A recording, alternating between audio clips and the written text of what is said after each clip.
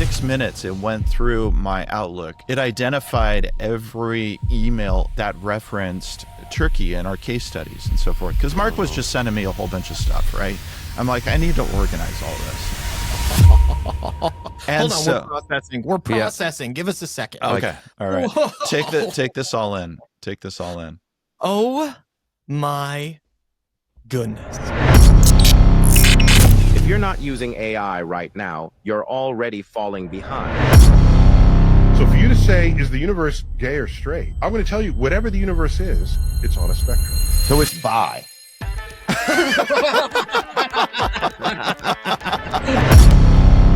And if you're listening to this audio only, this is one you're going to want to jump over to Spotify and YouTube just to see Michael ramming his head into the microphone. There's somebody that works at OpenAI that has access to everything. Sure. Right. Michael? Wow. There's just really cool stuff that you can do. What the heck? So you can see how they prompted all of this. But wow. Just really cool stuff. So instead of using all the images that are there, you can export all the text and everything into a PDF and then drop it into Gamma. But just think about this. Yeah. For just about everybody listening. Oh, you're not interested in that great idea I just had, huh? Awesome. He's got a awesome. He's got Bravo! And this is how we're going to work in the future, where you have all of these agents that are going out doing these things for you and then pulling it all back into whatever it is you're trying to accomplish. Phenomenal. Michael, you're the GOAT. Yeah. No, I'm not. 8, 7, 6, 5, 4, 3, 2. If you're new to commercial real estate investing, you probably know the feeling. Brokers, underwriting, raising capital, where do you even begin? And that's why CRE Investor Coach exists, to give new and emerging investors a clear step-by-step path to closing their first deal. I believe in this program so much, I actually joined the team as an adjunct faculty member. That's how committed I am to helping more people get into the space right now. Whether you want to go at your own pace with on-demand training, launch your first investment with expert coaching, or scale with a mastermind of other ambitious investors, there's a roadmap here for you. Inside, you'll learn how to define your investor identity, analyze deals with confidence, talk to brokers like a pro, raise capital, and build a real acquisition pipeline without all the guesswork. This is about building a business that blesses your life, not breaks your spirit. So if you're ready to stop spinning your wheels and actually get in the game, check out the link in the show notes and start your journey today.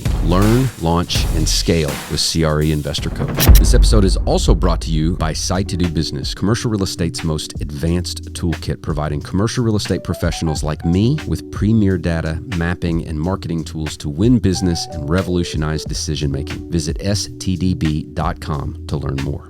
All right, Timmy, I dig the shirt, man. Thank you. Where'd you get that? Isn't it great? Amazing. He's playing Guess Who? Does he look like a... What does Marcellus Wallace look like? Mm-hmm. Of course, I can't do Samuel L. Jackson, but No, nobody can. yeah. All right. I think I could. Oh, yeah, you look just like him. Yeah. Spitting image. Yeah. I'm trying to think. Say what again? Yeah, that's pretty good. Oh, that was good. I had to really get up there. Yeah. And if I put a little gravel in the voice, choose some. Yeah. Say what again? Yeah. Hey, That's not bad. Wow. That was good. I really had to amp up the. All right. Yeah, you got I it. surprised myself. I know. That was very impressive. Dude, you got to record that. That's got to be a soundbite. It was. It's recorded. It's recorded. It's recorded. We're recording. Oh my goodness, that is. We get the best sound bites when we're got Michael on. Yeah, we got to put that on a button. Yeah, I So will. we can press it and get Say say what again. Say what again? That was so good. Say who again. And your first one sounded a little bit like Chris Rock before you added the gravel. Wow. Yeah. Anyway. Chris Rock. Yeah. Yeah, that's. Say what again? Let me amp up the octave in my voice. Okay, let's do this thing. Okay, here we go. Welcome to Commercially Speaking, the only commercial real estate podcast where a guy who teaches cap rates with the intensity of a TED Talk and the accuracy of a sniper tries to teach CRE to a recovering musical theater major. I'm Bo Barron, CCIM, owner of Barron Commercial Group, co-founder of Hearthstone Capital, CCIM instructor, and apparently the only one with the patience to teach my little brother how to underwrite a deal without quoting Shakespeare. I'm Timmy Barron, ADHD, actor, comedian, and inventor of ROI, but make it art. You started the show knowing nothing about CRE. Over 100 episodes in, now look at you. I've learned so much. I've learned so much that I now have follow-up questions. Oh? Subscribe on YouTube, review on Apple Podcasts, and help us reach our final form, Commercially Speaking, featuring Barbara Corcoran. Now, before we jump in, Bo, tell everybody about these upcoming CCIM classes that got you all excited. Well, 3 this fall. Yes. Coming up. The first one, frankly, I'm the most excited about because of one simple thing. What? I'm teaching with Michael Hironimus in Louisville in the Angels Envy Distillery. Oh, so if you baby. want to join Michael and me in Louisville and you want to take 102 in a bourbon distillery with, Whoa! I see what you did there. Yeah, go on.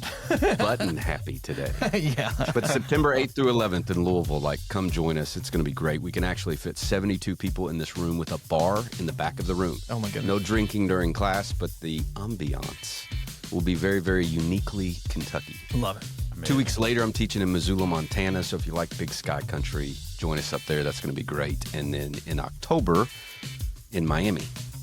Sweet. So excited about those. For those of you that aren't familiar with the CCIM classes, I know a lot of you are, but this one is Bo teaching site to do business. So if you've ever seen us do site to do business on here, oh my goodness, it's incredible. And we had Ben Wilson on, so that's coming up as well from there. Well, should I introduce our guest? Oh, I think you should. Okay, cool. Our guest today is one of our absolute favorites, and not just because he's Bo's CCIM CI 102 CRE BFF and an AI 4 CRE GOAT BTW NBD, but because every time he comes on, I pretend to understand about 60% of what he's saying and just pray no one asks me to explain it back. Michael Hironimus, the guy who's always one step ahead when it comes to using AI in commercial real estate. While I'm over here asking ChatGPT to write me a limerick about a net lease cap rate, Michael's using it to automate entire workflows, scrape data, build models, and other stuff that make people go, wait, you can do that with ChatGPT? And as if that's not enough, when he's not teaching market analysis or building custom prompts, he's water skiing and choreographed shows like full team formations, sparkle vests, human pyramids. That's a real thing he does. But real talk. Every time Michael starts explaining a new tool, I just nod like I'm in church and hope there's a PDF later. Well, there's not. There's an AI tool that generates the PDF for you. See? I didn't even know that was an option. Which is why he's here. Please welcome the man who understands AI and balance better than anyone we know, Michael Hironimus! Wow. Glitter. I need glitter on my side, or one of those cannons or something. Oh yeah, pop some glitter for. Oh yes, yeah. There's Bo. I think if you do something on your computer, the thumbs up sometimes comes and. Yeah, I don't know where it's not doing it now, but. Wow. Okay. Anywho, great. Michael, every time you come, that means that there's new AI tools which come out all the time. Yeah. Or Bo just texted you, about 6-7 times saying, "Hey, come back." No, I texted him this it is. time. I texted him this time. I said, "Hey, it's time because there's so much that's going on right now. It's crazy." Okay, well let's jump in. Do you have anything to add before we jump right into the AI? No. This is the third or fourth or fifth time he's been on the show. That's right. If you want to see his previous episodes, you can just scroll on back and find the AI stuff. But no need to rehash who Michael is. Yeah, he is the man. Yeah, we're here for when AI. it comes to AI and CRE. I don't know about that. Yes, but I appreciate. Well, it's fun to come on not only because I get to hang with you two, but each time I come on, it seems to get more bombastic, you know? Like my intro It's now, all I feel over. like I'm in the, you know, I don't know. It's crazy. There's a fair chance you. that AI had something to do with that intro. Could be. Yeah. Yeah. Could be. Yeah. Yeah. No, it helped me. It helped punch it up for sure. Well, so Timmy, have you been using AI? Is that what I'm getting at? Yes, I've been using AI a lot. So, you know, you're playing off like, you know, you don't know what's going on, but you know what's going on, I bet. Yeah, that's kind of the whole shtick there. I think I'm smarter than everybody that comes on this podcast, but In something, I'm sure. oh yeah, and a lot of things. But no, I use AI a lot, even though Okay. when you do come on, it's often new stuff, right? Yeah. I'm not Yeah, gonna talk. Yeah. And I know Bo uses it. I mean, Bo is, you understate yourself, but you are pretty fluent in AI as well at this point. Mm-hmm. I would say I'm pretty fluent in AI. What I want to do is just make sure I cite my sources. Yeah. Right. So I learn from everybody all the time. And Yeah. that's kind of my superpower, is to learn from other people and kind of repackage it in a way that really works for me. Mm-hmm. So when it comes to AI, like, Michael, you're that guy. You're the guy that I'd pay attention to. Yeah. And so I'm not out figuring this. I'm not figuring this stuff out on my own. Like, I don't spend any time. Right. I watch Michael and what he does. Yeah. And a couple other people, and I grab the things that work. That's right. Here and roll with it. So That's right. It's I like, love this stuff. I use it all the time. I've got my team using it even more than I use it. Because I think a lot of times you need, and I've said this before, but a person between you and the technology. mhm. Yeah. So I want our team using AI to leverage the power there and the speed and the efficiency and all that. Yeah. But it doesn't have to be me all the time, and it's not. No, but I think that's one of the things that you have to sort of balance, especially as commercial real estate folks, because they're so busy doing deals and, you know, it's hard to keep updating with AI because it's moving so fast, right? We've talked about that before, but Sure. and then there's the other side of it where, okay, maybe I don't want to do it, but I want somebody else to do it. How do I teach them, or how do they learn? Or, you know, it just becomes very difficult. And I get questions all the time. Hey, I want to automate this sort of thing, but I don't know how to do it. And it just becomes difficult when you try to put it into all of your workflows. And I think in a way, some people are pretty good about it, and some people maybe overstate how much they're using it in their actual workflows. But it's been a really interesting ride, man. This has been a year and a half in the making for me. And just from where we have started to where we are now is just completely night and day. I mean, it's amazing.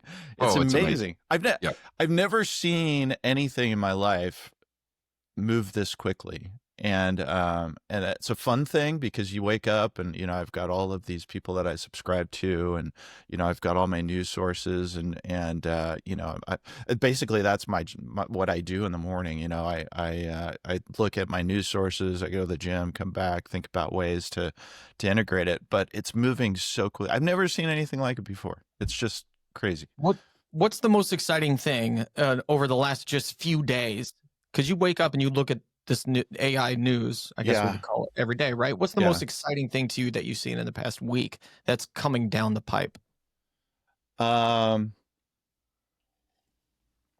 I think they might be coming out with a much updated version, maybe GPT-5 at some point this summer. They've started hinting at it, that they've got a new thing coming out.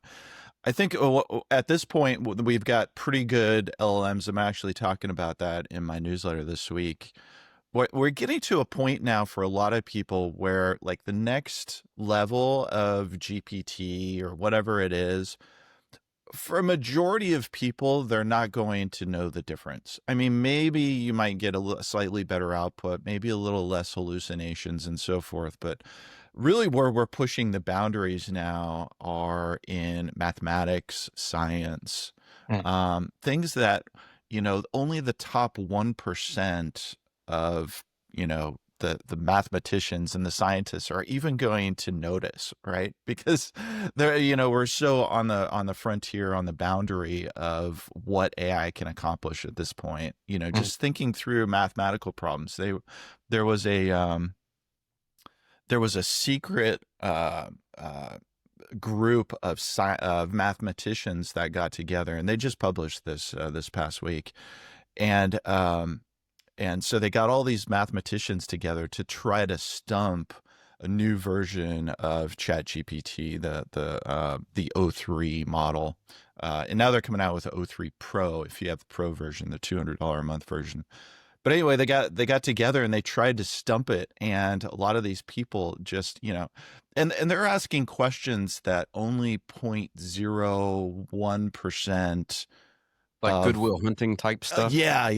Like that's what I was thinking. Yeah. Like frontier mathematical problems. Damn it, you stole my line.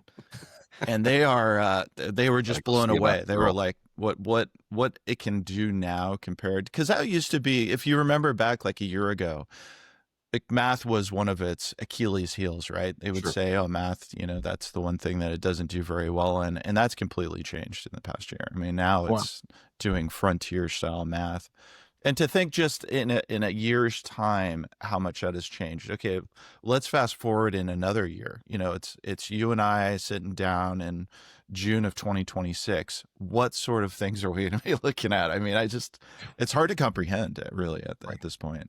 That's right. But, I mean, even like I think of what's very easy to see is AI generation for image and video, right? The video now they've got audio included with the video. 100%. Yeah, I saw the video that went really super viral maybe a year ago of Will Smith eating noodles, right? Because it just looked crazy and weird. And now they've got Will Smith eating noodles, and it looks so real, and you can hear the slurping. It's crazy. It's crazy. It's a real thing. It's crazy. Actually, we can do some of that today as well. But I think the one cool part that I really like is how they're starting to connect LLMs to tools that we use every day. And I think that's the next best part, at least for commercial real estate professionals, because we use so many different tools and so many different platforms to try to bring those together. What does LM stand for, real quick? Large language model. Oh, okay. Great. Yeah, LLM. Yeah. Sorry, I should have. No, go ahead. Okay, I'm so like Gemini, Claude, ChatGPT, they're all LLMs. That's a quiz question at the end of the day. Great. Yeah, all of those. But there's just so many cool tools that are coming out now. And one I would want to show you just real quick, which I've been blown away by. If you want, I want. If you want. Okay, I want. You didn't say show me some skin. I was disappointed. Show me some skin.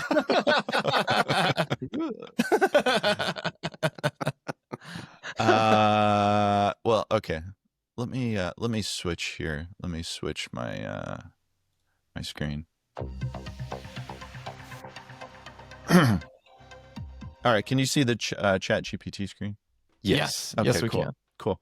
So just this past week, or a week and a half maybe, ChatGPT came out, and so now they came out with a new tools thing. So it's really cool. So if you go, and not a lot of people know about this yet, but if you go just to the regular one, and you got to have the subscription. So the plus, which is the $20 a month, or if you do the $200 a month, you have access to this. But anyway, if you go and you change the model, or if you go to tools and you click on run deep research, run deep research, go there. And what you'll notice is that there's a new thing here called sources. Oh, are they doing a little notebook LM type stuff here? No, well, even better a little bit, because what you can do now is you can connect to other platforms. So you can connect if you have a box, if you have Dropbox, GitHub, Gmail. So here's all the ones that you can connect to. You can connect to HubSpot, which is my CRM. So it will now go into my CRM to pull information if I want to know, who I haven't talked to in the past 30 days, or if, what was I talking about to this particular client? It's amazing. It can connect to your calendar now. So Google Calendar, it connects to your Outlook calendar. Nice. And Outlook, which I've already connected here just to show you, and then a few other Teams, SharePoint, so a lot Now- of Microsoft. You're showing us what you connected. Are there more things, like, could it connect to your social media platform? Could it connect to Notion? Or Not is yet. this the only? Okay. Not yet. But this is the first in the this is the incremental steps towards what's called Agentic AI. And Agentic AI, I might have talked with you the last time about You it. mentioned it last time. Yeah. So Fill it's us in for Bo. Give Bo a little refresher. Yeah, so I mean, basically these agents are autonomous, or they work autonomously on your behalf. So you give them a task, they go out and they do it. They come back with whatever output you were trying to look for. So that's really where we're heading with a lot of these tools now. Like the base has been set with the LLMs, where we're at with them, how smart they are, how good they are.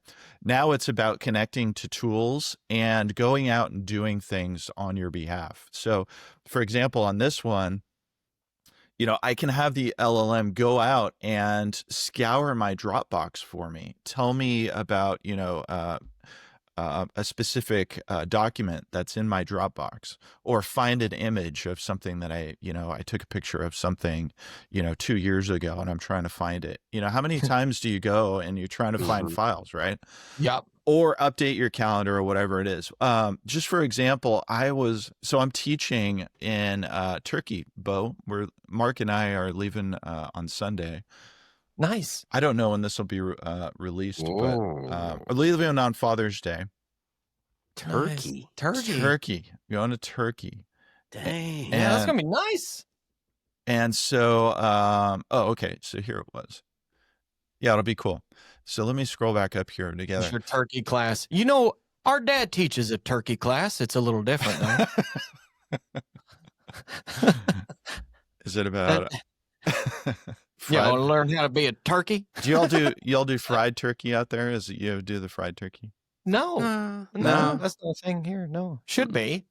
Huh? We fry our chicken in Kentucky.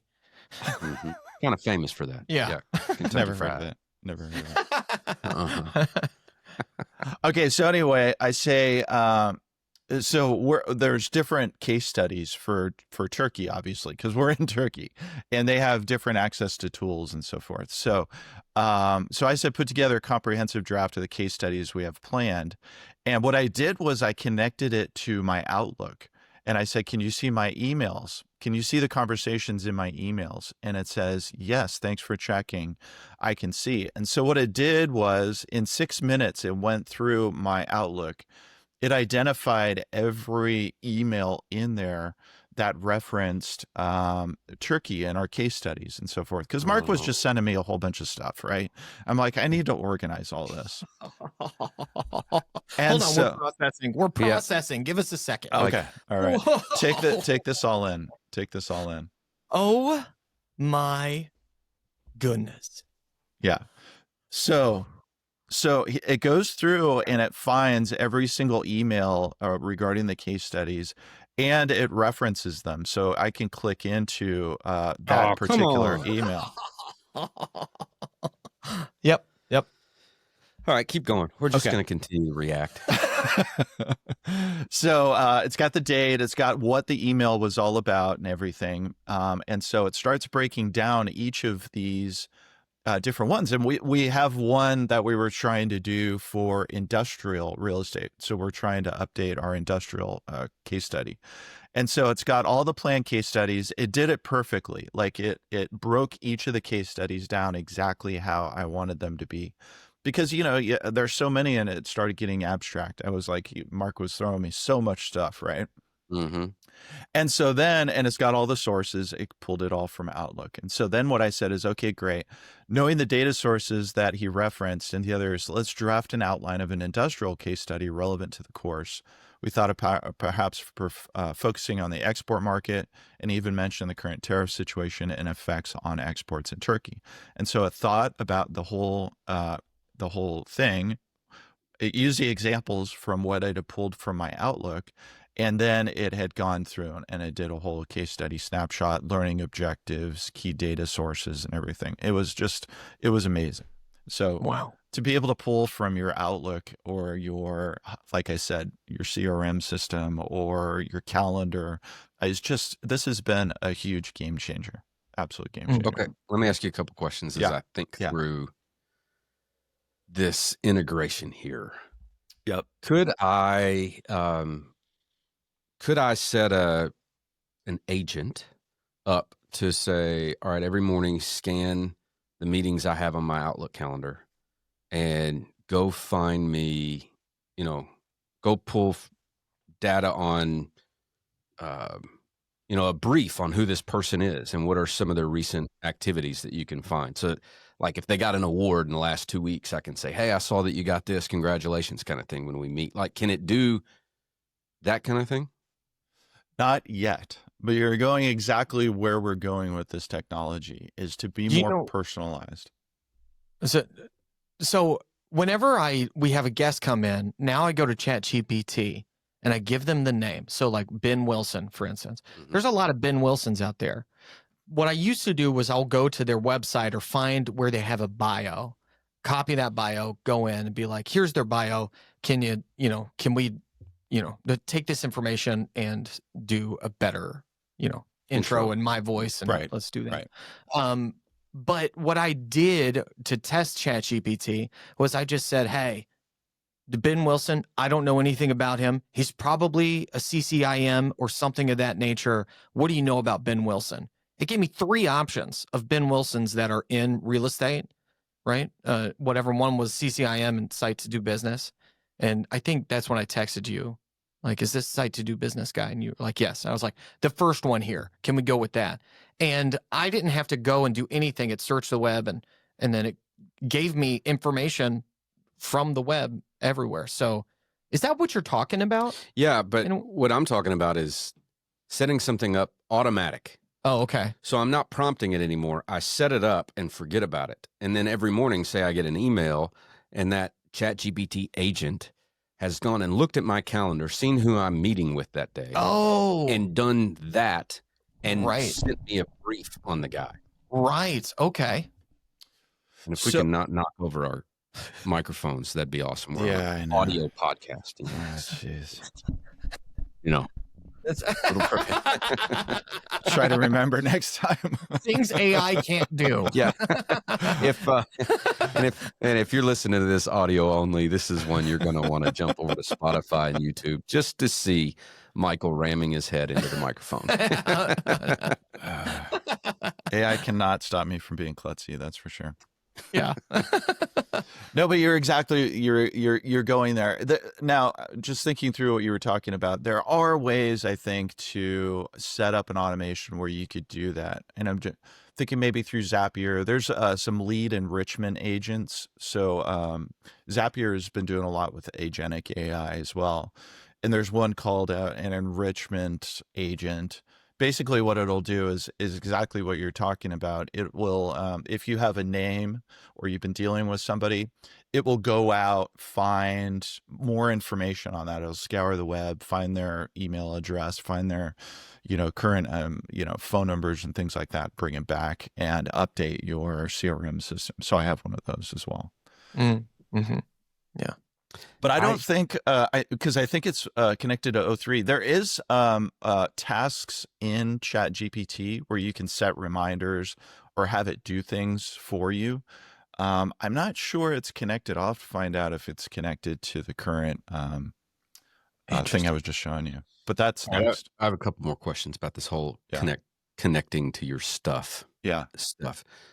So that's ChatGPT. Like where Claude, Gemini, is Anthropic, Claude? Yeah. I get some of these other ones confused, but like, are they that far behind on this kind of stuff? No, they're pretty close. I think they're going to be doing a lot of the same things. Right now, there's just a push to get this tool use because that's what everybody wants, especially for people who don't know how to do automations or work with APIs or anything like that. Like that's the big push right now. Okay, well this is great, but how do I get it exactly what you're talking about? How do I get it to talk to my, my Outlook or my emails or whatever? And that's the big push. I think you're going to see that across the board with all the LLMs pushing towards the end of this year. Google Gemini obviously is connected to all your Drive information and the whole suite. I'm surprised, frankly, that Google hasn't been better about integrating all of their tools. They are getting a little bit better, but I think at some point, like there's just going to be this entire ecosystem that Google's going to have where, you can connect to just about everything. There's already really cool stuff. I mean, it connects to Maps, so Google Maps. It connects to your Drive. It connects to, image generation, video generation, all that stuff. What? How concerned are you about this idea? If ChatGPT is connected to everybody's Outlook and Gmail, It's at some privacy point, does somebody is there a person somewhere that just knows way too much about everybody? Like privacy, security, what are the concerns here? Yeah. I mean, Maybe I just love the Matrix too much, but like I have in my head like a little bit of a red flag here. Yeah. Like connecting ChatGPT to your email, for example. Well, That and information all could this get other them. stuff, like files, and like it's going to have access to all our business files if I connect it. It's going to have access to like what. Well, it's almost like like my immediate thought with that was the internet already has all that information if you're connected to the internet, right? So it's like in the cloud. Yeah, you're like granting access to another tool, just like you would any other app or, social media. So, but there's somebody that works at OpenAI that has access to everything. Sure, right. Michael? Yeah, it's okay. Well, at what point do you want the privacy, which I think has already sort of gone out the window, to be honest? I mean, it sort of went out the window with the internet, really. I mean, exactly what you're talking about. I mean, Google knows more about me than I'd know about me in terms of, spending habits or search habits. The one thing now is that Google Gemini can connect to your search functionality to help you get better answers, right? Yeah. So if I've been searching for, Turkish, whatever, Delight. Turkish restaurants, it's going to alter the output or the responses to those, whatever I've been searching in the past. So these things are already in motion.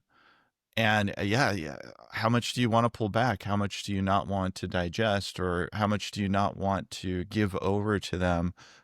But the more you give over to them, the easier it is. I think at the end of the day, people are probably going to give in to just being easy. That's historically how people have done it. And I fall out on that side. Yeah. And, I'm not trying to hide stuff. So like, but that's a slippery slope. I think at some point we might be sorry that we took easy and convenient. But I'll probably take easy and convenient. Exactly. Right. Anyway, enough about this. Show us something else cool. No, but it's you know what? The funny part about this is that it is exactly the same question. Every class that I teach, exactly the same question. What about privacy? What about privacy? And it's a legitimate concern, I think. But at the end of the day, how much are you willing to give up in order to be, the same thing with our pocket computers, right? Everybody was like, the location data services, it knows exactly where I am. Well, nobody talks about that anymore because everybody's got it, right? Yeah. And we use it with our kids and I can look up anybody in our family, and see where they are. And we do it on a regular basis. Right. Right. Yep. Yeah, my wife's got the what is it? The something 360. Life She 360. Life Life 360. Yeah. Totally. Yeah. Knows where everybody is. I'm not on that. I'm like, I want to fall off the face of the earth at some point. So I get a notification every time Cody's phone hits 10%. Me too. Yeah, or yours. Like every Everybody's phone. day when she gets to 10%. I did say Cody because it seems like it happens to her. I see that notification the most. Yeah. I don't know if that's true or not. Cody's but, our sister, by the way. Yeah, Mike. yeah. yeah. But yeah, we're all connected as like siblings, and our parents have a Life 360 thing. That's right. You know. Yeah. I think we would see her phone be down if she was on it. Yeah, maybe so. Yeah, she would. She would be the one to forget to charge her phone the most. I think. Let us know in the comments. Yeah. All right. Yes. Okay, so moving on. You were talking about video. Just today, and I don't know when this is coming out, but just today, this is what, Thursday, the 12th.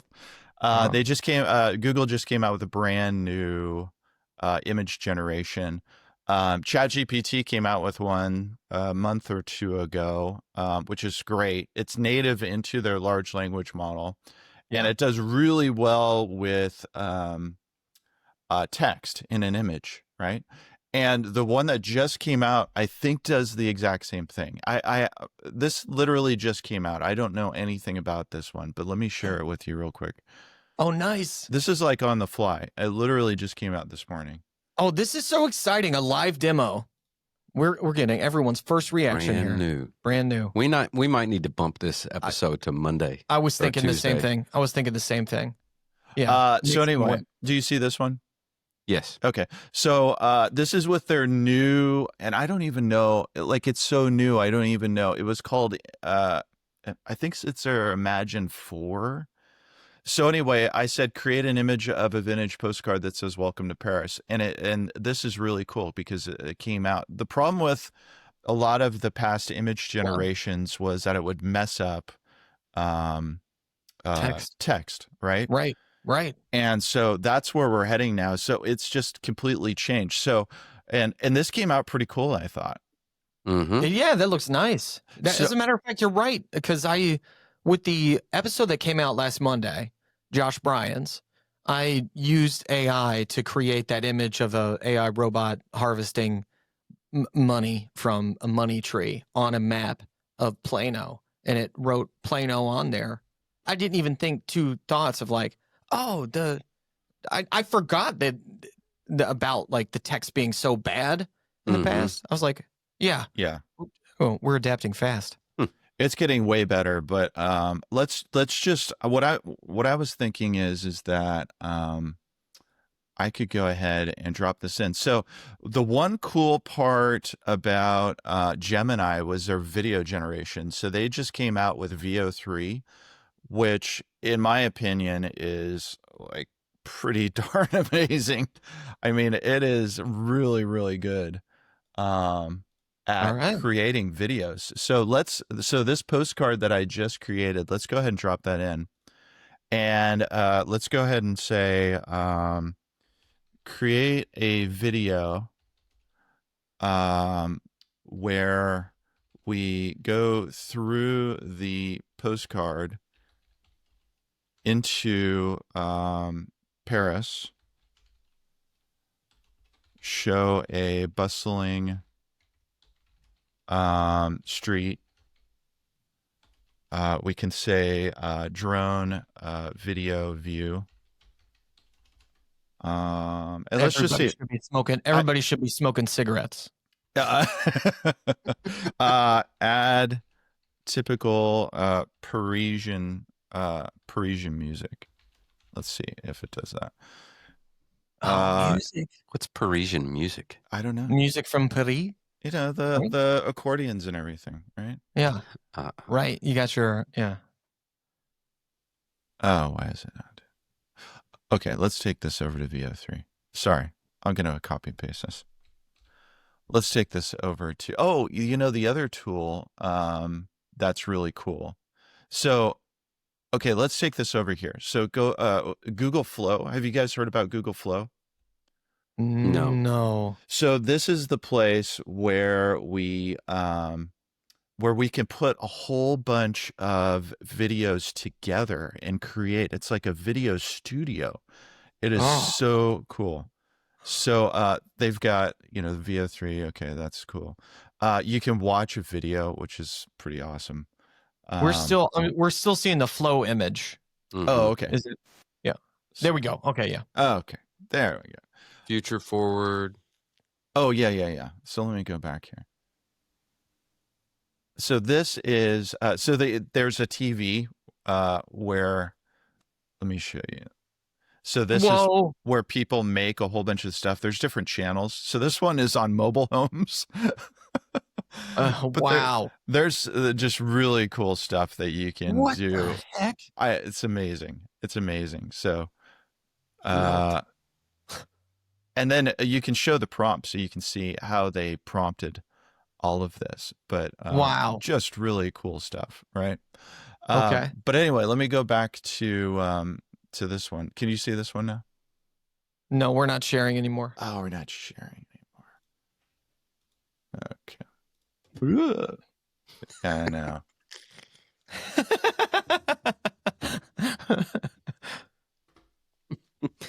Say what again? Okay, so here's some of the stuff that I created one recently. I just put a whole bunch of scenes together, right? So it's text to video, but you can create all of these scenes. And this is what I was talking about with some of the words. Like, this is not very good, right? No. Yeah. No.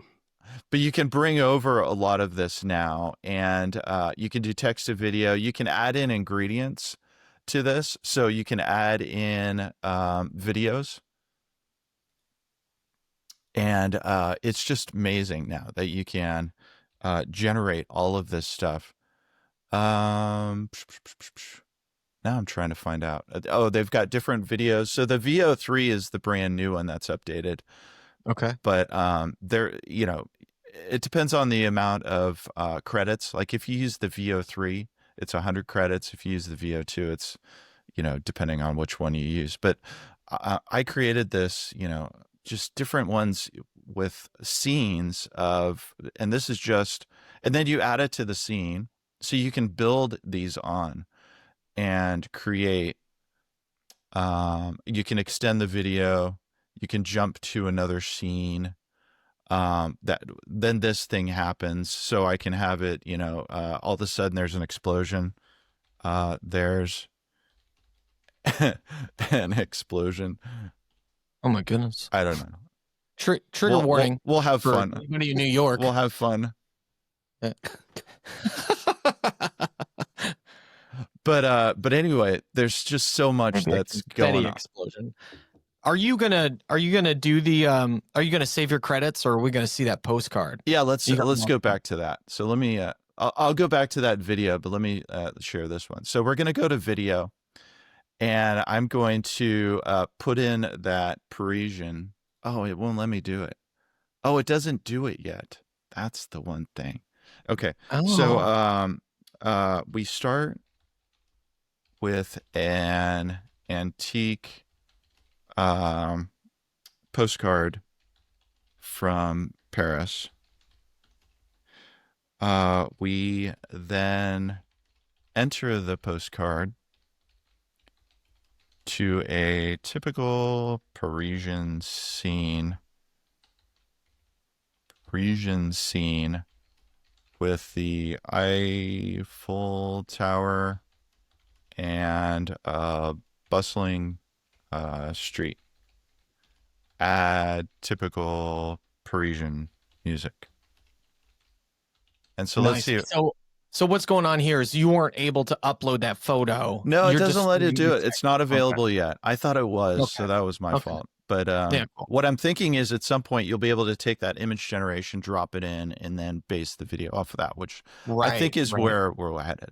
I do that with Sora sometimes, where I'll have ChatGPT generate an image and the prompt, and then go over to Sora, give them that image and the prompt, and then they're able to do like a little 5-second video. Okay, so here's the one that we did with flow. So now I'm building the scene, right? So here is the flow. This episode is sponsored in part by Site to Do Business, the ultimate commercial real estate data analysis and mapping tool. Whether you're a seasoned professional or just starting out, Site to Do Business provides the data and insights you need to make informed decisions and close deals faster. Frankly, it's the tool that I use the most in my business. Access comprehensive market analysis, demographic data, and powerful mapping tools like ArcGIS, Placer AI, and flood maps all in one place. Identify the best locations for your clients, analyze market trends, and present your findings with confidence. Don't miss out on this game-changing platform. Visit stdb.com today and see how it can optimize your business. And now back to the show. Mm-hmm. And typical thing. Okay. It looks so good. Looks pretty good, right? Yeah. And then Not much diversity. And then all of a sudden, oh, paper explosion. The printer exploded. Oh. So anyway, kind of fun. But the printer. So now we can add to it, we can lengthen it. So imagine what you're able to build now in terms of marketing materials or just a fun video. It's just amazing what you're able to do now. So Flow is the one where you put this all together. And once again, you can build off the scenes, you can extend the videos, you can do, whatever it is you want. Now with Flow,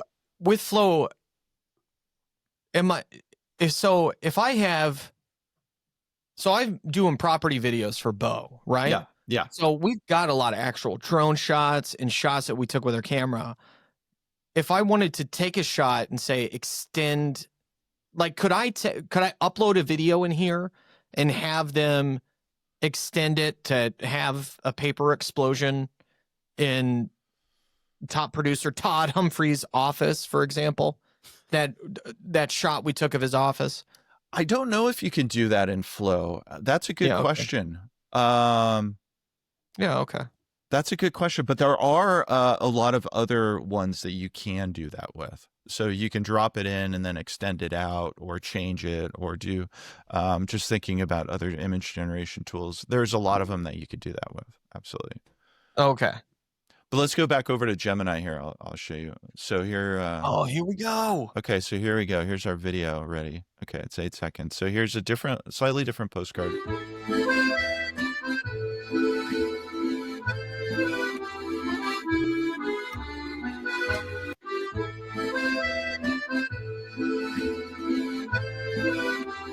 Did you get that? We got it. Yeah. Wow. So pretty cool. Zoomed out there. Yeah.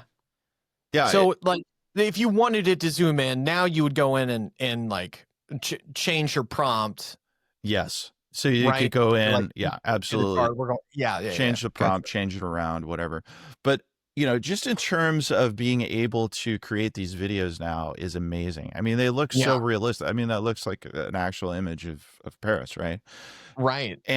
But for commercial real estate professionals, the ability to now do marketing materials or explain certain things about an area is just really amazing, and it's so much more dynamic than what we've been able to do in the past. It's just crazy. Right. Especially if you're in like a big city because I've run into that too, where it's like I'll use Google Map or Google Map Studio. No, Google Earth Studio. So when I get those shots where, coming into the earth and then going all the way down into Owensboro, Kentucky, there's a lot of things that aren't updated because we're in Owensboro. Right. And so this building might not be there yet. So I would assume with this too, as far as the image generation goes, they would know they'd be able to do really well with these bigger cities. I'd be curious if That's a good question. That's why, right. That's it's basically taking what's on the internet and trying to mold it into some sort of video or image generation. So but I mean, the ability to do this now on the fly, and exactly what you were talking about, like imagine a year ago where it was Will Smith eating spaghetti and it looked like a fever dream, right? And now to where we're at, where this looks like a literal video of downtown Paris, and it's just crazy. And once again, you can't tell those aren't real people. That's right. No. They- No. I mean, I've seen some of these videos where they're like man on the street interviews that are completely AI generated. They're Yes. talking, and you could tell a little bit because their reactions are, their mouths are just a little bit wider open when they talk. But if you didn't know it was AI, it'd be easy to miss that it was AI, which is just, it's nuts. Now, here's what I'm thinking at the moment.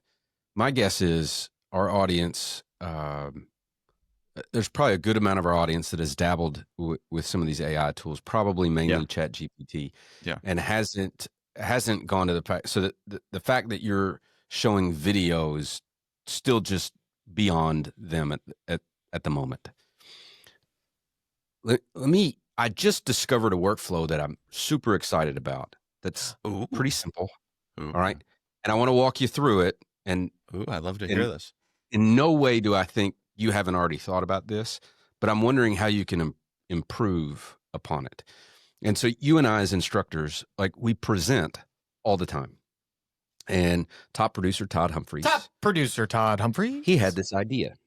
And he said, he's like, Bo, I was looking at my clients, my best clients, and they're up in age. Like 10 years from now, I'm not doing deals with these guys. Mm-hmm. You know, we need to generate the next generation of our client base. He's like, what if I brought them in, some of these younger guys into the office that I'm working with and having conversations with, and you just teach them a little bit about investing in commercial real estate. Let's get them excited. Let's educate them a little bit. And we'll just sort of create our next group of clients for the next 20, 30, 40 years. That's a great idea. That's what I said. That's a great idea. And I was like, let's do it at my house instead of the office. Yeah. Do burgers, little bourbon tasting, and then I'll present for a little bit. Dad's going to be there, and nice. Todd and you know, Matt Brannon, and we could do it. We could do a digital. We could shoot some. We could do an online course for people too. Anyway. Okay. Yeah. But here's what normally I do is I would create a slide deck. I'm probably going to present for 30, 40 minutes. Yeah. You know, and we'll probably be there for 2 hours. It'll be mostly eating and hanging out and getting to know each other and a little bit of content, you know. And to create the slide decks in PowerPoint, which is what I would traditionally do, I'm spending probably 3 to 4 hours. Right. Making them excellent.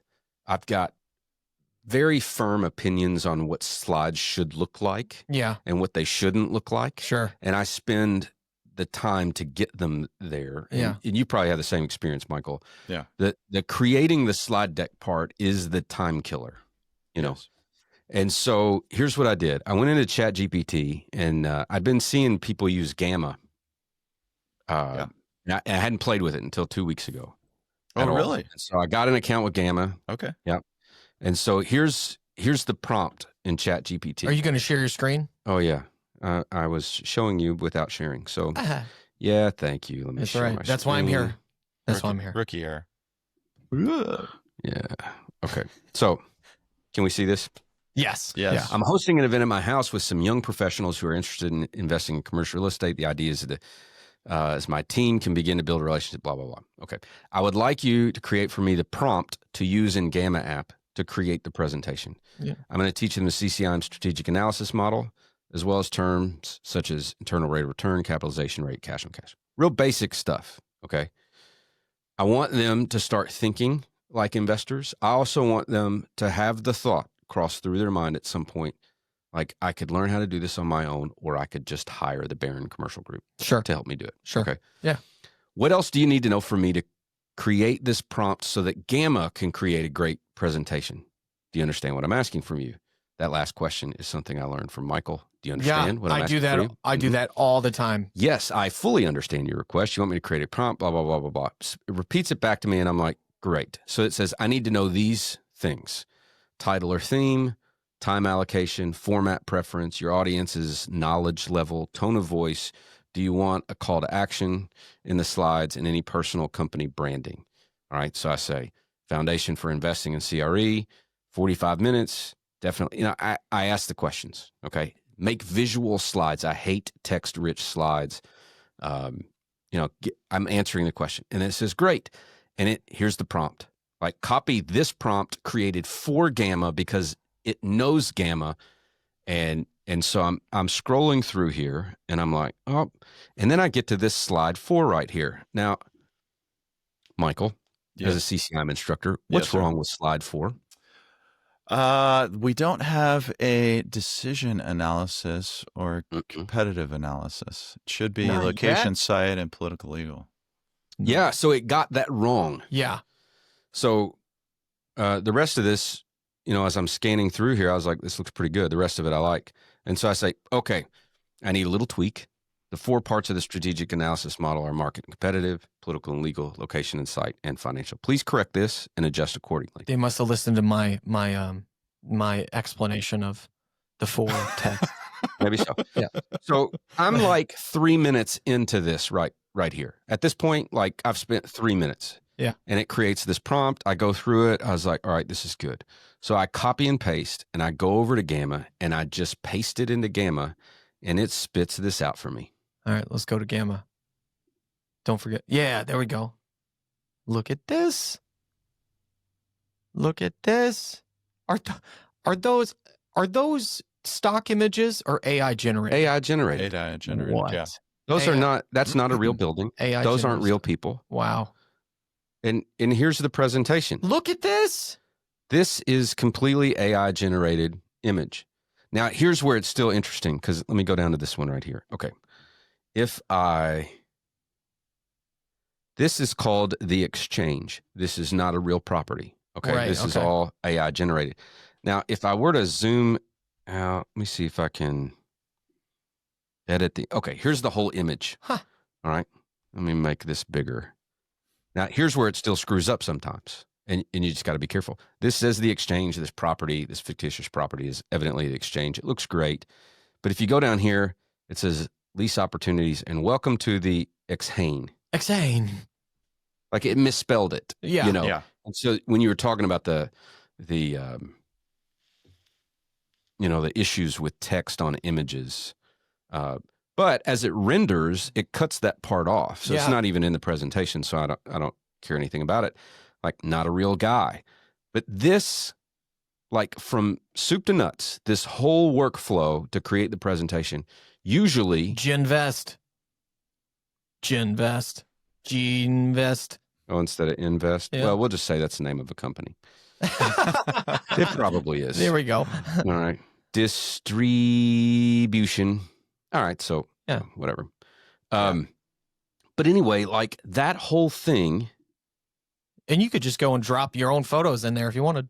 I could. Yeah. That whole thing took me 10 minutes. Wow. And it easy would have taken me, I would have spent an hour to an hour and a half just dialing in the content. Yeah. And then I would have spent at least another 4 hours building the slide deck. Right. And I would have been super excited about the result. Yeah. Like I would have been satisfied with what, and by the time I went through all of that, like I would have known exactly what I was going to say. And just the act of building the deck is kind of my prep work Sure. for delivering the content. Well, now I've got a little bit of an issue. That took 10 minutes. It's the best looking present. It's better than any presentation I've ever created Yeah. visually. All right. I'm going to tweak the content a little bit. I think there's one slide I'm just going to throw out, but otherwise, that thing's ready to go, and it's better looking than anything I've ever created. Took 10 minutes. But now I actually have to rehearse. Right. Yeah. Now you have to Yeah. know what you're talking about.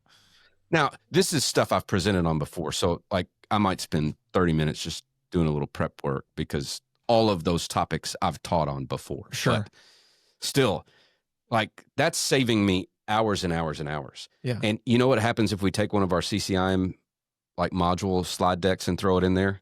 It's too much information. Like, Yeah. Mm. Game, I can't handle it yet. But, dude, there's got to be a way at some point to take these CCIM module slide decks when we're teaching and roll it through something that'll just make it infinitely better to look at Yeah. for the student. What do you all use? PowerPoint? Yeah. Yeah, it's PowerPoint. Good. Yeah, but they're massive. Oh, they're massive. And Yeah, Gamma's got a they're little big. bit of a bandwidth Yeah. throttle on it. Yeah, but I wonder if you could export it as a PDF.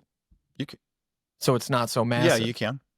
Yeah. And then, so instead of using all the images that are there, you can export all the text and everything into a You can. PDF and then drop it into Gamma. But just think about this. Yeah. For just about everybody listening. Oh, you're to not this- interested in that great idea I just had, huh?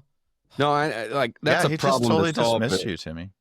I'm used to it. Awesome. He's got a Awesome. He's got. Bravo.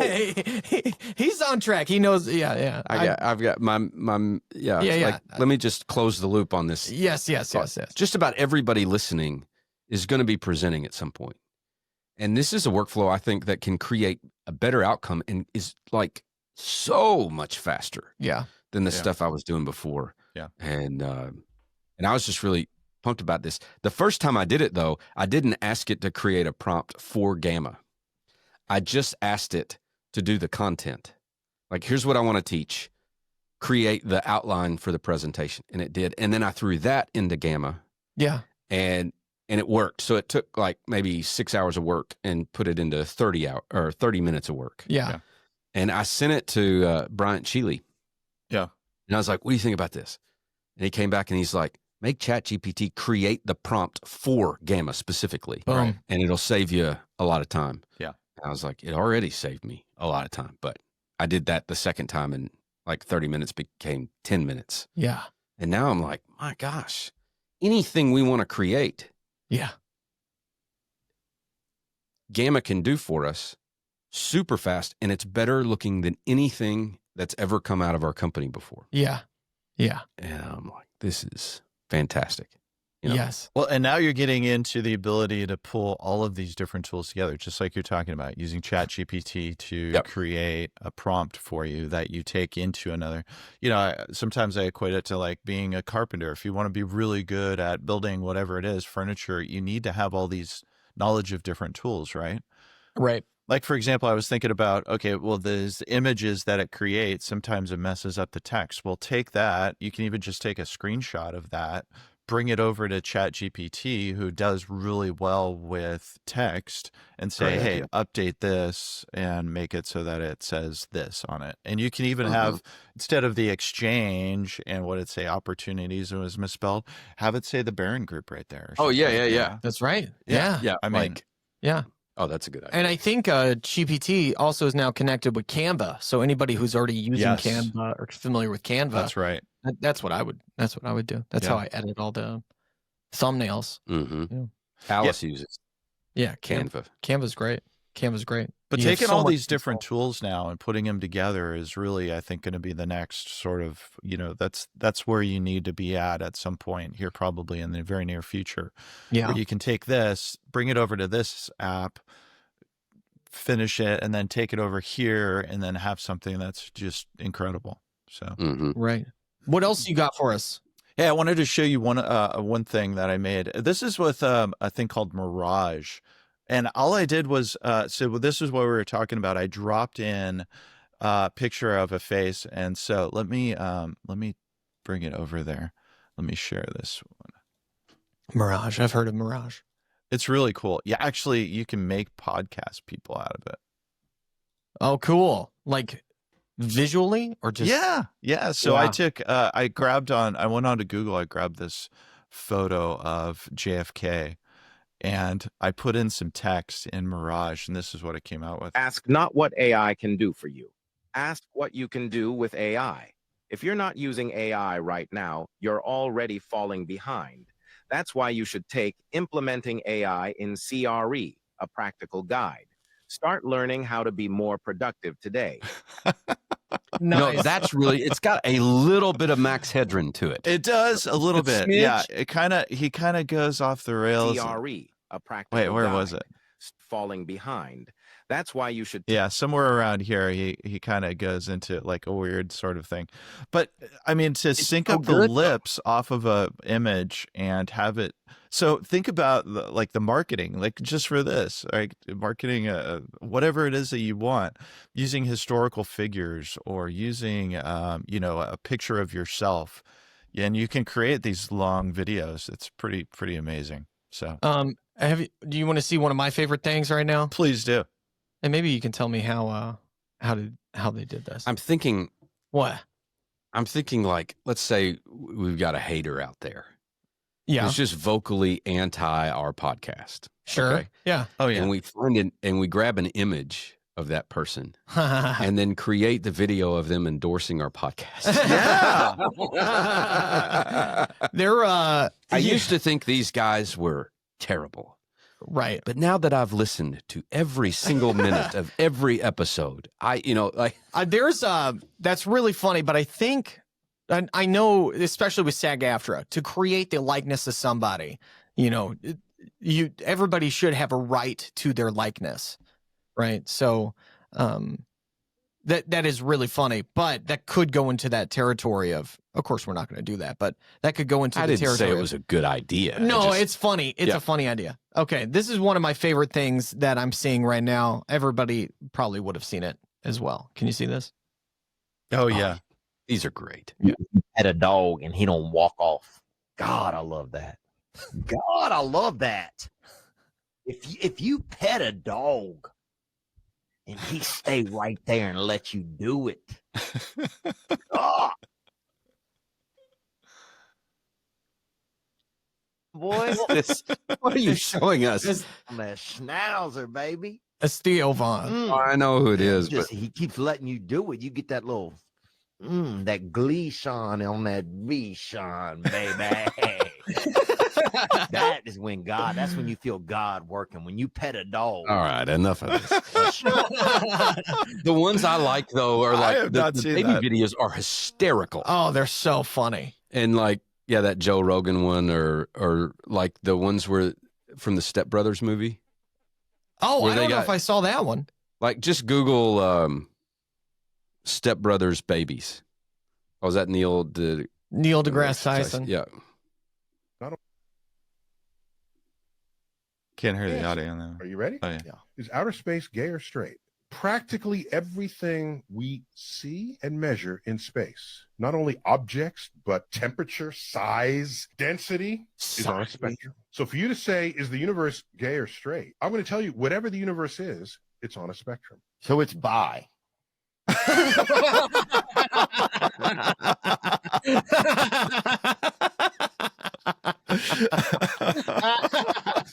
Oh my goodness. That is so funny. Baby Step Brothers. I have not seen this one. This Oh, is my probably goodness. not going to be appropriate, but whatever. On the count of three, name your favorite dinosaur. Oh, this Don't will be even fun. think about it. Just name it. Ready? 1, 2, 3. Velociraptor. Good housekeeping. Not appropriate. You're a chick who's the one guy you would sleep with. John Stamos. What? Did we just become best friends? Yup. You want to go do karate in the garage? Yup. Yeah. Oh, that's so good. Oh, look, it's Sopranos. Those mob fools want you gone so they can get back to the way things were. But I know the truth. There's no going back. You've changed things. Forever. And why do you want to kill me? Oh my goodness. I don't want to kill you. What would I do without you? Go back to ripping off mob dealers? No.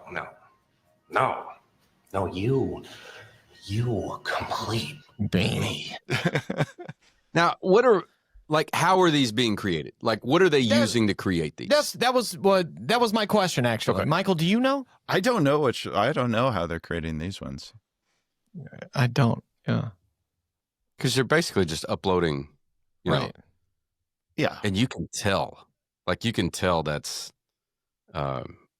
Ice Cube. That was Ice Cube. That was Yeah. Ice Cube. Yeah, no, you can tell these babies. AI There's a baby lot of video tutorials generator. on here. What is that? Imagine AI? Is that what they're doing? Scroll up a little bit. I think it tells you. Yeah. Imagine art, AI baby generator. Is that what it is? I guess. I don't know. Oh, image.art. Yeah. AI Image.art. baby video Imagine generator. Jota. Yeah. Yeah, but There's that's so what it many is. tools out there right And- now.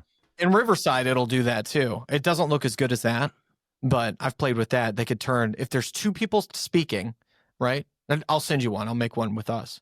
It could turn us into babies. It could turn us into Oh, you got to do that. cartoons. Oh, that Yeah. would be amazing. Cartoons and lizards. We'd be two aliens. Talking to each Um, other. Well, we were already aliens. We were. Yeah, at the CCIM yeah. conference, we went That's as right. aliens. That's right. We were aliens. We were. These would be like real lizard-looking aliens. I got you. Yeah. Yeah, that's right. We were aliens. Well, here's something I'm super excited about. All right. And one thing we haven't talked about at all Yeah. that I'll be able to bring next time you come on is I ordered yesterday. It's a Father's Day gift for my wife, but I ordered it. The Meta Ray-Bans Oh. that have Meta AI. So when we're traveling to Ireland, I can go to, hey, Meta, go live AI and just talk to it and be like, what am I looking at? Ooh. Right. And it will tell me what I'm looking at, where I am. It will translate in real time. So if I'm talking to somebody in Ireland, they speak mostly English. If I'm talking to mom, right, I'm like, Mom, talk to me in Spanish, right? I'll turn translation on. And in real time, as she's talking to me in Spanish, just like a second behind her, I'm hearing it in English. Yeah. It's nuts. Come on. Yeah. Yeah. And of course, I can say, take a video and upload this to our story. Right. Right. So I could walk in here with these glasses, say, take a video, upload it to my Instagram story, and it will do it right there. And now I've got like hands-free Instagram stories documenting behind the scenes. Just like that. So now talking about privacy, like if you're taking a video Right. of somebody else, like what is their Well, there are videography laws and photography laws. Yeah. So if you are in a public space, you have like You're consenting. you're consenting, right? You can do that. Yeah, I can end up in the background of anybody's picture if they're That's just right. taking photography or That's right. whatever, and they don't have to run me down. And That's yeah. right. Like I think the only thing you'd have to get consent is if you are in public and you interview somebody and it's going on a channel that's going to make you money, right? So you need consent in that way, I think, something along that. But to answer your question, everybody gives up their privacy when they go out in public. Okay, but let's say you're at a frat party and you're getting wasted, right? And somebody's got Sure. the Meta glasses on, and all of a sudden, like, can they take that and then upload it to TikTok and say, "Oh, look at this"? Well, guy," is or something? Well, I is mean, a private party public? I don't know. I mean, how is that different than taking a video from your phone, Yeah, right? It's I don't know. It seems like if you put your phone up, like people know you're videoing it. If you just Well, have like these here's, regular looking glasses on, that's when it is recording, a white light comes on. So there's an indicator on these Okay. glasses. So if I'm like, I have to be looking at you to capture it. And so if you're looking at me, you see that it's recording. You see that there's a picture being taken. Unless, like, most people just won't know what that is at first. Yeah, they might not. But That's interesting. but like the ability to be able to talk to AI in real time Yeah. and they see what you are seeing and you ask the questions, you can brainstorm with it, and all that, just right there on your And glasses. Meta gets to map the Earth. That's right. You can map the Earth Yeah. 100%. And there's speakers on the ends right there. So you are hearing it. Nothing is in your ear. And apparently the audio is fantastic. So nobody can hear what I'm hearing. I can listen to music as well. So Google just came out with something similar. They have it. It's called Google AI Studio, which you can go on your phone now. So Yeah. what I was saying is, imagine you go up to like a building and you say, and it's looking at the video through your phone, and you say, okay, Google, tell me about this building, the address, who the owners are, what the zoning is, and What it their will phone number and email is. what their phone number, email is, and it will give you all that information wow. while you're standing on the street looking at a building.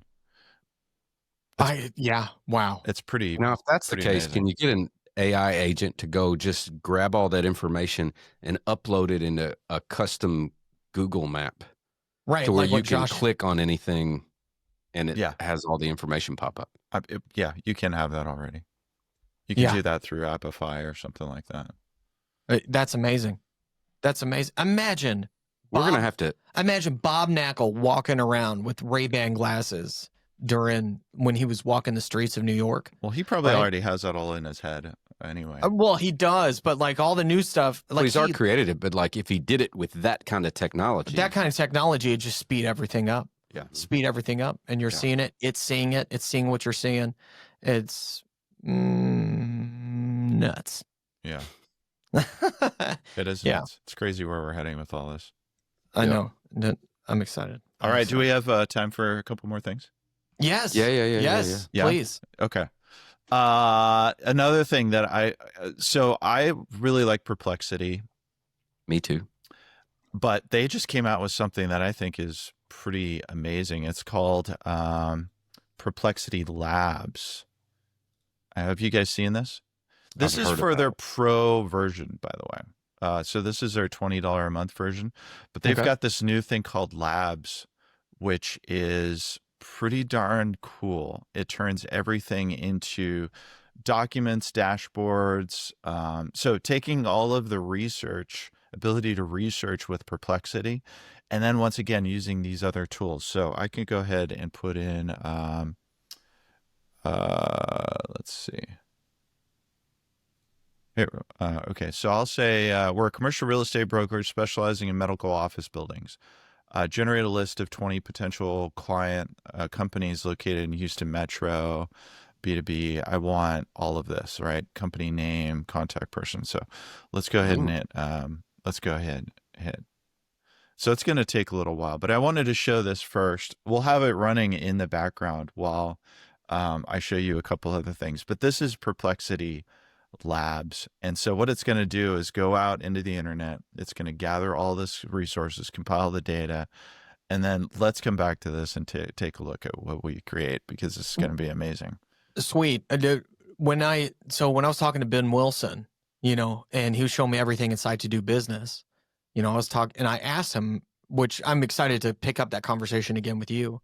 So I'm like, with everything that AI is doing, is that something that's going to really like enhance the usability of site to do business, in the way it could, or is it now like going to become the competition? Right, because with all the mapping and it's like their superpower is the mapping, and then all the data that you can get from that. I'm just I'm curious to explore that with you and him. Anyway, I'm going to be doing early July, I'm going to be doing a Site to Do Business AI podcast. Nice. It's the second one. And what we're going to be using a lot of, Bo, is a lot of story maps in it. So taking a lot of this data and then putting it into a way that you can holistically present a pretty amazing marketing campaign. It's going to be pretty awesome. I mean, the things you can do now. Right. All right. So back to this. Well, first of all, what is it gathering for you right now? So it's going out. It's basically searching through all of medical startup companies. So what I'm looking at is growing companies, right? So let's say you either have a listing, a medical office building listing, or maybe you want to run with a growing tenant if you're doing tenant rep.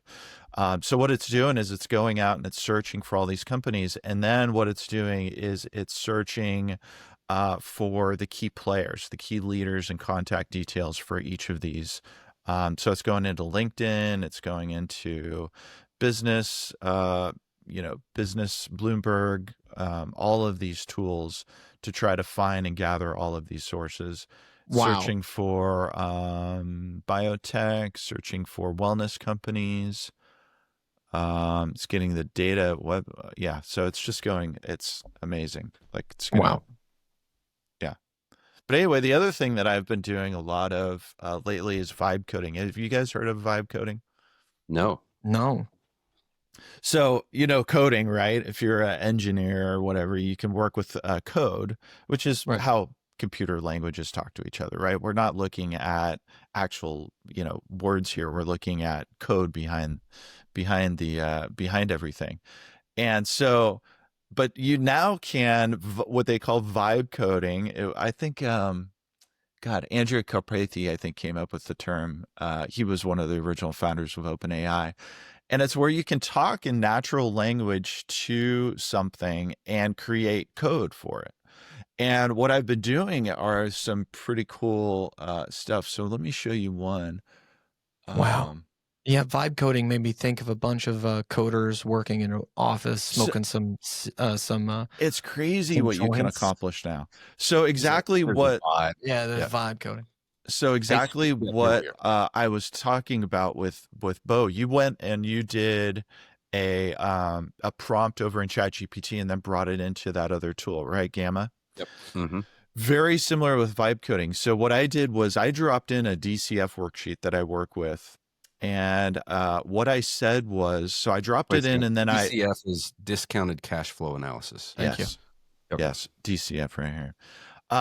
So what I did was I said, ChatGPT, give me a prompt that I can take over to this this builder called Lovable. Lovable is a no-code sort of vibe coding platform where you can do a lot of this stuff. And I said, I want to create something that looks like this. And I took screenshots of the just screenshots of the DCF model, the Excel model. And I said, I want to create something like this. Give me a prompt where I can do that. And so I did, and I came over to Lovable and I prompted Lovable with this, and it got all of the different things, all the data inputs and everything. And it created this DCF model, which was right here. And it's got, you know, all the inputs, general information. It's got all the assessed appraised values, operating statements, OPEX. And then at the bottom, it gives us all the metrics, right? My going in cap rate, my cash on cash return, operating expense ratios, break even occupancy, everything. And just created this like in seconds. It was amazing. And now I can use this, I can publish it, I can use this over and over and over again if I want to. But then I wanted to do something even cooler. I said, I want to add some functionality where I can drop in a PDF, have AI extract the data and upload the data into the tabs. And so I did, and so it did. It created this where I can drop in my Open API key, which you can get through OpenAI. And then I can just go in, click in, drop in an offering memorandum. It'll extract the data, and then it fills in all of this information for me. Wow. And then, you can do your before tax cash flow projections. I've got my after tax cash flow projections. I've got my summary here, summary dashboard. It's just, this is all I did. This is all I did was just talk to it in natural language. And it comes up with these things now that you can just, like, I can't get over how cool it is that you can create all this stuff out of basically just a natural language, thin air. I know. Input my data. What did I say before? Oh, yeah. Nuts. And then, Bo, I can publish this. I can share this with you so that you can use this as well. Mm-hmm. And you could probably embed it into a website or 100%. Yeah. So all this code. So if you look behind the scenes, you could embed that in a story map. Oh, really? You think so? If you can embed, you can embed. Yeah. So think about, creating a story map to present something. But if you wanted to present or create a story map that actually worked, like interacted with the user of the story map to help them actually make a decision, you could put some stuff in there like that where they could enter in their information into the story map and it would give them some outputs. Now we're talking. Well, Bo, you might see that on the next podcast. Oh, but here's all the code. Here's all the code that it generated, and then so each of these has different, context text. This is the whole thing that it built here. So all of this is text windows to create this model. It's outstanding. It's outstanding. This is the moment I'm nodding, pretending to understand 60%. Yeah. Well, think about this. Yeah. For how many years has our educational system and parents in the United States encouraged our bright young students to learn how to code? Yes. Not too long. No, I mean, for a while. Yeah, for a while now. Yeah. And Yeah. do you need that skill set now? Oh, right. I mean, I don't. yeah. Yeah. We Right. we had this. Michael and I were on Renee Nelson's podcast a couple weeks ago, or maybe last week. I don't remember when it was. But we Shout had out this. Renee. Hey, Renee. What's the name of that podcast? I don't remember. Alice, will you look that up? Let me shout out. We had a conversation about this and how the educational system is failing our kids when it comes to AI. Right. Because AI you just saw how it was doing the job of a coder. There doesn't need a person there. No, we don't need a coder to create what he just created there. No. Right. In fact, it's super easy and faster than, and maybe graphically, maybe looking at it, it's not as nice as what a coder would spend hours creating, or whoever knows how long, but like, it's going to replace jobs. And so like my kids, I've got one that just graduated high school. I've got one that just graduated college. I got one that's going to be a junior in high school. Like, they need to know how to use AI to make themselves more valuable to the companies they might work with. Yes. And instead, our educational system is anti-AI. No plagiarism, no like my kids aren't learning how to use 100%. ChatGPT in school. Right. Yeah. I'm teaching them how to do it. Right. You know? Yeah. Me too. You need to write a paper, use ChatGPT as a thinking tool to help you create something better and faster. Right. That's what I want my employees to be able to do. I want them to be able to use this tool. And our kids need to be learning this stuff, and not to do the work for them, but to help them do the work better and faster. Yeah. And learn how to use it as a thinking partner. And Right. it's so valuable. It will make them more valuable in the workplace.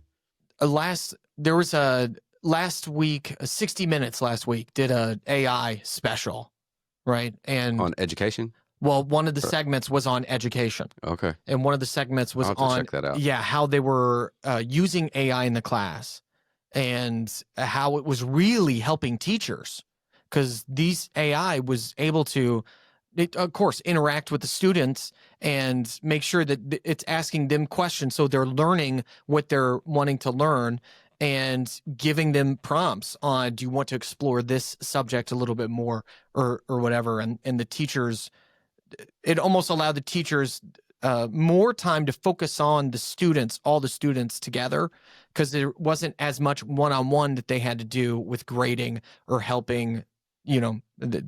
I'll send that to you. Yeah, I'd like to check that out. Yeah, I watched that, and I thought of you on that because you've brought this up a couple times about how the education system is like, no, they worry about the one thing, plagiarism. Yeah. Right. And then forget of anything can be abused. Which is a legitimate concern. I mean, we don't want to outsource all of our thinking, right? But at the same time, you're exactly right. It's just like when the calculator came out, or Excel, or the internet. Like, you can't say it's not there, just stick your head in the sand, right? And this is not going away. This is not a fad. This is here to stay, just like the internet. And, and so to think that, our students coming out shouldn't have access to these tools, or shouldn't, use it in a certain way, I think is really short-sighted. And I've been talking to my son about this. He's in college, and he just finished up his first year, and he was, we're looking at a new house for him, and he's signing a lease on a new house. And he's like, Dad, what about this? And that. So this is perfect opportunity for AI. Drop it into AI, ask what your responsibilities are, ask what the landlord responsibilities are. Is there anything in the lease that's a red flag or something abnormal? It was a standardized lease, so it wasn't a big deal, and it spit it all out, and it was perfect. Exactly what you should do with it. Right. Yeah, that's great. I did this just yesterday. So there's been a couple projects that I've been asked to do as an actor, and as I'm a SAG-AFTRA actor, so I can't do non-union projects. And so I run into this a lot, where it's a project that is a non-union project, and they think that to make it a SAG project, it will take all this paperwork and extra money and blah, blah, blah. And I've always had the hardest time, number one, of understanding the contracts. SAG has not done a very good job, in my opinion, of explaining it in layman's terms or helping people to understand it. And And I threw the contract of this particular project and what the contract I thought it would be under. I threw it into AI and I was like, here are the main objectives they have, which is the budget, right? How much more is this going to cost? Which oftentimes it's not. And then like rights, renewal rights. So every 2 years, they can buy the rights to my image that they shot for 2 years. And then we come back and if they want to use it more, there's, they have to renegotiate, oftentimes higher and blah, blah. And he was like, we don't want to keep track of that. Right. And in this contract, it has an option where for one price, they got the unlimited rights to my image from what we shoot that day. Yeah. And I just had it. I was like, look, just break it down as simple as possible, what this means to them. And here's my day rate. And let's give them the exact numbers of all in all what it's going to be. No hidden nothing, just nice and simple. This is what it is. You sign a piece of paper. We are good to go. I'm covered. You don't have to cover the whole thing under SAG. It costs this much for you to buy it out and have it forever. Right. And boom, there it was. I did have to go through and be like, will you reference and double check that PDF contract that I just sent you? Because there's something here that doesn't seem right or what. So I did have to go double check and, get it to where I wanted it to send off. But well, that's a good point. Like any scenario like that, you want to apply your wisdom and experience and your actual brain power. Like don't ever just take the output and run with it. Right. No, everything I do, regardless of what you do, you got to go through and right. And make sure. 100%. That's right. And it was like a 20 to 30 minute session I had with ChatGPT to get this email and get everything down and to make sure I was like, now we just double check and make sure there's no other expenses that come with this. And they're like, well, yeah, there's 19% of what you will get will be contributed to the pension and stuff for SAG. I was like, okay, well, include that in there, please. What are you, an idiot? Goodness, anticipate what I need, AI. I did not talk to it like that, and I never would. You better be careful. I mean, if the AI and the robots take over one day, you better have been nice to them, I would say. Well, we're being super nice, and it's costing Sam Altman billions to be polite. That's right. Did you hear that? Yeah. Did you hear about that? Yeah. Oh, my goodness. That's so funny. Now, before you jump back into perplexity, because Okay. I want to see you close the loop on this Houston thing you did. Alice, were you able to find Renee Nelson's podcast, what it's called? Commercial Connections. I love Renee Wilson. I love Alice. Thank you, Alice. Did you just say Renee Wilson? Or Nelson. Okay. Nelson. Okay. I might have said Wilson, but I meant Nelson. Because it's a little bit disingenuous when you say I love so and so and you get get their name wrong. Right. Wilson on Okay. All right, Michael, show us what we got here. All right, so going back to this. So I said, so this is the prompt that I gave in, once again, this is called Perplexity Labs, just came out about a week ago. And it says, we're a commercial real estate brokerage focusing on medical office buildings. I want 20 potential clients in the Houston area.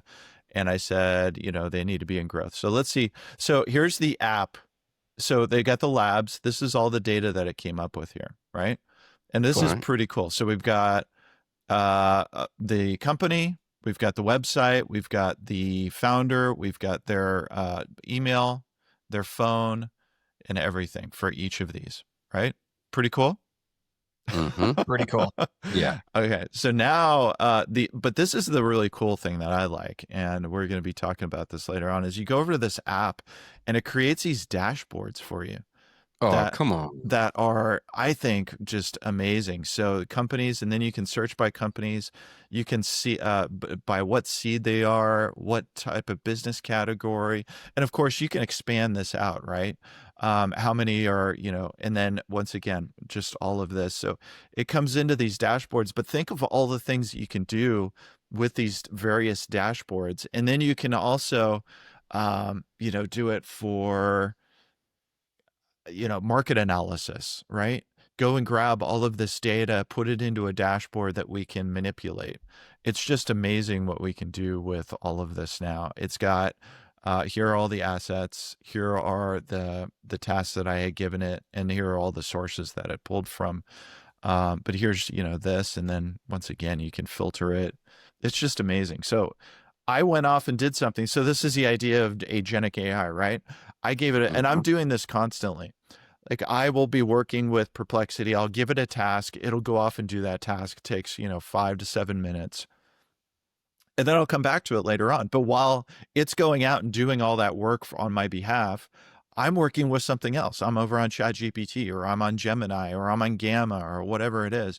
And you can have all of these different platforms doing different things for you all over the place, right? I've got 12 different tabs open, and they're each going out and doing things for me, whether they're building, vibe coding worksheets, and that I'm having some other AI go and grab the information to put into those.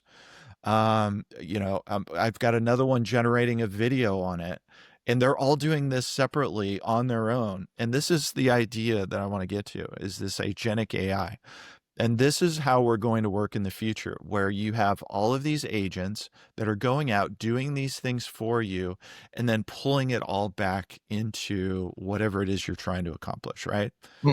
And this is the new workflow for a lot of people when they're going to be like firing on all cylinders. I'm going to have somebody going out and doing this. And then what I'm going to do is I'm going to have AI, I'm going to have ChatGPT take this, I'm going to export it, take it over to ChatGPT, who, remember, is now connected to my HubSpot CRM, upload all these people in there. I'm also going to have my Outlook generate introduction emails to all of these folks, right? And so this is the future of where we're heading with AI and these workflows. It's just it's amazing. Phenomenal. Michael, you're the GOAT. Yeah. No, I'm not. You are. I just enjoy technology. I like this stuff. And I think we are in the most interesting time in probably the history of humanity. Yeah. I mean, the fact that we're able to do these things, and like I said, just the speed of it, there's never been a time like this in the history of Earth that we know of. I know. Yeah. And we are all here to enjoy it. We are. I'm going to take advantage of it while I'm here. Oh, we're so lucky to know you. Yeah. We're live at the same time. That is so true. So true. Yeah. All right. Yeah. Well, look, I'd say we do a pop quiz, but we've already rolled past an hour and a half. So Yeah, we have. Sorry, Yeah. guys. I had so much to show you. No, this is more valuable. There was so much. Yeah. It's Just let us know when it's time to do the next one. LM, sure. large language model. LLM. LLM, DCA is discounted cash flow analysis. DCF. DCF. Discounted cash flow analysis. Yeah. Okay. Well, DCF, great. is discounted cash flow. And then you do the analysis. I see. Discounted cash flow. Hey, Michael, I wonder sir. if Timmy and I were talking about this earlier, and you probably had this happen, but I had a student from a 102 class that I taught last year looking at a piece of property, called me up, was talking me through the scenario, sent me the analysis and asked for my feedback. Yeah. And so I went through the analysis, created a Loom video about 7 minutes long of my thoughts, and hey, try this, do this, don't do this, and sent it back. I wonder if we put out a challenge to our audience here to use AI to do a market analysis and send it in, and we could critique that on a future episode. Wow, that would be cool. That'd be fun. I would love that. That'd be cool. That would be really cool. I think it'd be a great way to make this stuff that you're always introducing to us so much more tactical and usable. Yeah. 100%. That's a great idea. I would be into that. Absolutely. Okay. All right. So everybody listening, go on. So let's do this then. Okay. To our audience. Yeah. See what you can come up with. Like, we want to see what you're doing or what you can come up with. And when we get a few of these in, we'll have Michael back on and we'll roll through your workflows that you send in, and where should they send in what they're doing. Put it in the comments that you want it. Okay. Number one. So put in the comments that you want it. We can reach out and send you something, or they could, I'm not sure. Do we have a podcast email? We do, commerciallyspeaking@gmail.com. Yeah. Just Just Okay. do that. Yeah, commerciallyspeaking@gmail.com. But I think if you put something in the comments like I want that, then we'll add you to the hat. Yeah. Okay. I'm Right. going to throw down the gauntlet, and I'm going to say Uh-oh. you and I are going to create one too. We're going to see, do we stack up to some I of love these it. other folks? A competition. I love it. All right. I love it. Yeah. Competition. Listen up, listeners. Yeah. And also before we go, I just dropped a link in the studio chat here for Michael. So Okay. Michael, if you don't mind clicking on that and then sharing your screen once it's up. It's What- just something. Where do I go? It's on the Oh, right chat. side. Oh, yeah. Chat. Okay. Yeah, there's studio chat. There's a link there. Okay. So you yeah, want me to go there and share my screen? Yeah, I just want to walk you through something real quick Okay. before we end this. Click on that and then Smart. share the screen. Okay. So again, if you have not been watching, this might be the perfect time to jump over and go ahead and start watching. So this is this is us on Apple Podcasts. We scroll down just a little bit. Uh-huh. Right. If you go to find us on Apple Podcasts and you go to our page, scroll down a little bit more, you'll see the ratings and reviews here. Wow. What's very interesting about this right here is we have not gotten a written review since December of 2024. I know. I noticed And that. Michael Hironimus, if you were to click add review, let's see, go up a little bit. How would you add your own review? I don't Maybe know. just click on ratings and reviews. Okay. Right. Can I add And my then- own? Wow, there's a Oh, lot though. you- No, you you're know- not signed in. These are all really great. We've got great ones. We read out every single review that we get. So, ladies and gentlemen, Michael Hironimus is not signed in just now. I'm But if he were to sign in to Apple, he could leave a review, and this is exactly where and how he can do it. I'm not going to make him sign in and do that right now, but he just is a great example of what you can do if you want to be shouted out. We have not gotten a written review since 2024. Will you be the first of 2025? Every single review that we get, every share that we get, every subscriber we get on YouTube helps us get closer to getting Barbara Corcoran on the show. Help us to do that. Do it for Barbara, do it for Bo, and for the love of God, do it for me. You know who Man. is your last review here? Who Oh, is it's Renee. Renee Nelson. Oh, There you yeah, go. that was the last one. Y'all, get on it. Get on it. You're just sitting here listening and loving it. Show us a little bit of love. And it's Do an it. easy thing to do. Easy Do thing to it.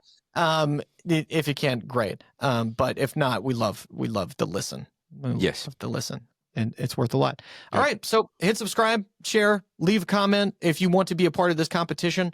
And Michael Hironimus, where can people find you if they want to learn from you? Right? You've got AI course. Like, I do. tell the audience about how they can get involved with you. Yeah, it's implementing AI in CRE.com. Yeah, we teach 6 modules. We go through introduction, prompting, LLMs. We get into market analysis. We get into financial analysis. We're doing a lot of this vibe coding sort of stuff. We get into CRM automations, business operations, and marketing strategies. So, yeah, I've gone just through it twice. Yeah. I wholeheartedly endorse. yeah. It's where I've learned most of what I know. Right. And it's fantastic. And I've gone through it twice because once you're in, you're in. And so this is one of those things. It's like it's updating so fast. Everything's changing so fast. Michael takes the time to make sure he's up on all of this stuff, and he's continuously upgrading the course. Wow. So if I need to take it a third time in 6 months because so much stuff has changed, I could just go back and do it. Wow. Which is I'm really awesome. uploading brand new videos as we speak because I had to rechange entire workflows, how they were going, and the new Wow. tools. And yeah, it's Yeah. constantly And updating. Our listeners have a discount. Is that true? Yeah, Oh, that's yeah. right. I forgot That's about that. right. What's the code? I- You remember? I think it's CS or- CS Pod. CS Pod. I think that's right. Yeah. So Put in the code CS Pod and they'll get how much is the discount? I think it's 10%. 10%. yeah, I I think think it's I think 10% off. I remember Yeah. that too. Yeah, Oh, right. CS Pod. 10% off implementing AI and it's so good. CRE.com. It's so worth it. CS Pod.